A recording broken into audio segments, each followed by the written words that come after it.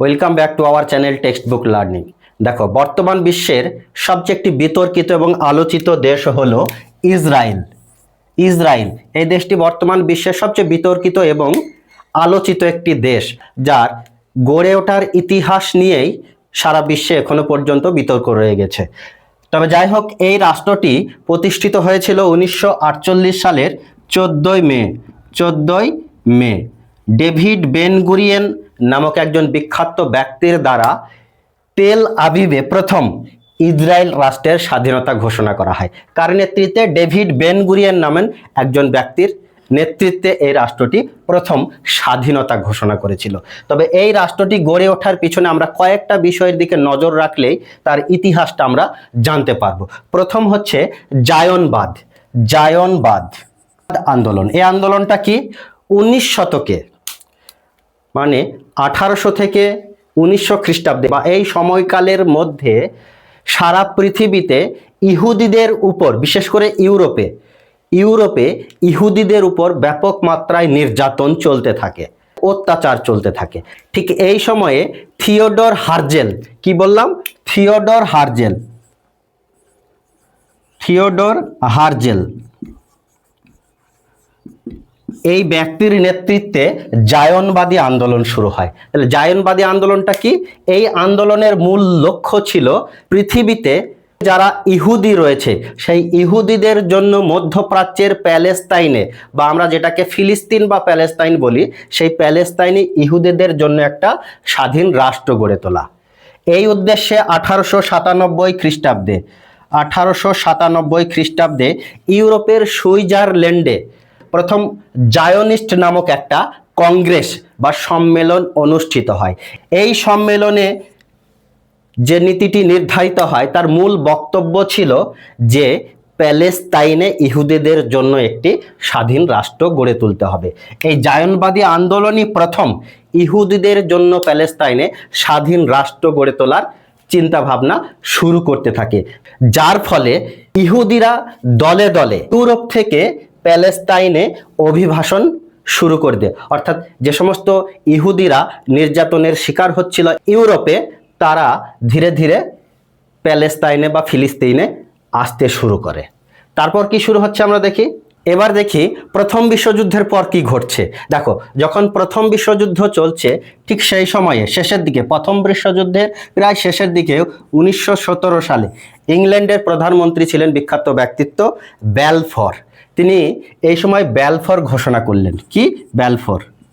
Balfour ঘোষণাপত্র জারি করলেন। এই ঘোষণাপত্রে কি বলা হলো? প্রথম বিশ্বযুদ্ধের পর ফিলিস্তিন বা প্যালেস্তাইন পুরোপুরি ইংল্যান্ড বা ব্রিটিশদের দখলে চলে আসে।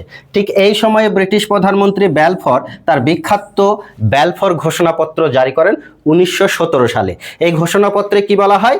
যে প্যালেস্তাইনে, দেখো আগে যেমন জায়নবাদী আন্দোলনের মূল লক্ষ্য ছিল যে প্যালেস্তাইন বা ফিলিস্তিনে ইহুদিদের জন্য স্বাধীন রাষ্ট্র গড়ে তোলা, ঠিক এই সময় ব্যালফোর ঘোষণার দ্বারা সেই দাবিটা আরও জোরালো হয়। কি জোরালো হয়? যে প্যালেস্তাইন বা ফিলিস্তিনে ইহুদিদের জন্য স্বাধীন রাষ্ট্র গড়ে তোলা হবে। তাই তখন আবার কি হলো? ঠিক সেই সময়তেও আবারও দলে দলে যারা ইউরোপে ছিল ইহুদিরা, তারা আবার প্যালেস্তাইনে আসতে শুরু করে। ফলে কি হয়?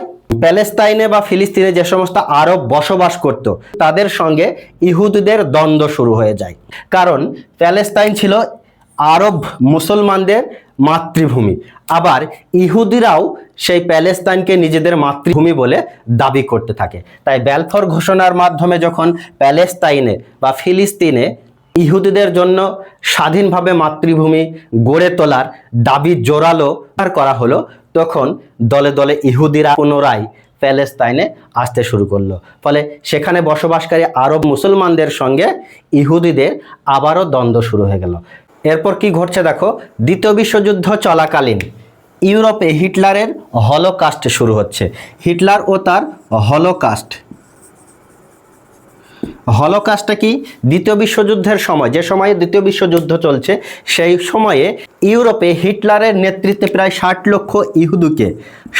লক্ষ ইহুদিকে আগুনে পুড়িয়ে হত্যা করা হয়। এই ঘটনাকে বলা হয় হলোকাস্ট বা গণহারে ইহুদিদের হত্যালীলা চালানো। এই হলোকাস্ট বিভাগের প্রধান ছিলেন আইখম্যান। এই যে 60 লক্ষ ইহুদিকে যখন হত্যা করা হলো, তখন সারা পৃথিবীতে আবার ইহুদিদের সমর্থনে প্যালেস্তাইনে স্বাধীন বাসভূমি গড়ে তোলার একটা মতামত তৈরি হয়ে গেল। ঠিক এই মতামত যখন তৈরি হলো, এই পর্বে ঠিক 1947 খ্রিস্টাব্দে ইউএনও বা ইউনাইটেড নেশন অর্গানাইজেশন বা সম্মিলিত জাতিপুঞ্জ একটা প্রস্তাব দিল। কি প্রস্তাব দিল? যে প্যালেস্তাইনে বা ফিলিস্তিনকে দুটি অংশে বিভক্ত করা হবে, যার একটি অংশে বসবাস করবে ইহুদিরা বা ইহুদিদের জন্য একটি স্বাধীন ভূখণ্ড গঠন করা হবে, আরেকটি আরব মুসলমানদের জন্য বা ফিলিস্তিনদের জন্য একটা স্বাধীন ভূখণ্ড গঠন করা হবে। এই সম্মিলিত জাতিপুঞ্জের এই প্রস্তাব ইহুদিরা সঙ্গে সঙ্গে গ্রহণ করে নেয়, কারণ তারা বুঝতেই পেরেছিল বা তারা যেটা চেয়েছিল যে তাদের জন্য স্বাধীন ভূখণ্ড, সেই প্রস্তাব তো ইউএনের পক্ষ থেকে দেওয়া হয়। সুতরাং ইহুদিরা এই প্রস্তাবকে মেনে নেয়, কিন্তু আরব মুসলমানরা বা ফিলিস্তিনরা সেই প্রস্তাবকে সম্পূর্ণভাবে প্রত্যাখ্যান করে। ঠিক এই ঘটনার পরেই 1948 খ্রিস্টাব্দের 14 মে যখন ডেভিড বেন গুরিয়েন ইহুদিদের স্বাধীনতা ঘোষণা করলেন তেল আবিব থেকে, ঠিক তখনই আবার নতুন করে প্যালেস্তাইনে দ্বন্দ্ব শুরু হয়ে গেল বা যুদ্ধের পরিবেশ তৈরি হয়ে গেল। যে এই ঘোষণার সঙ্গে সঙ্গে আমেরিকা সহ বেশ কয়েকটি রাষ্ট্র ইসরায়েলকে স্বাধীন রাষ্ট্ররূপে স্বীকৃতি দেওয়া শুরু করলেন। ঠিক সেই সময়ে মধ্যপ্রাচ্যের 6টি রাষ্ট্র, যেমন মিশর, সিরিয়া, জর্ডন, লেবানন, ইরাক এবং সৌদি আরব, এই 6টি রাষ্ট্র জোট বেঁধে ইসরায়েল আক্রমণ শুরু করে দিলেন।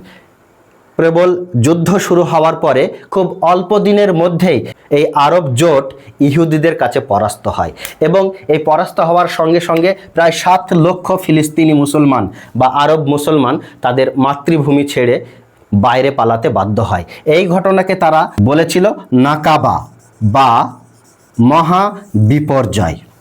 এইভাবে মধ্যপ্রাচ্যের ফিলিস্তিন বা প্যালেস্তিনে স্বাধীন ইসরায়েল রাষ্ট্রের প্রতিষ্ঠা হয়, যা নিয়ে এখনো পর্যন্ত সমগ্র পৃথিবীতে বিতর্ক রয়ে গেছে।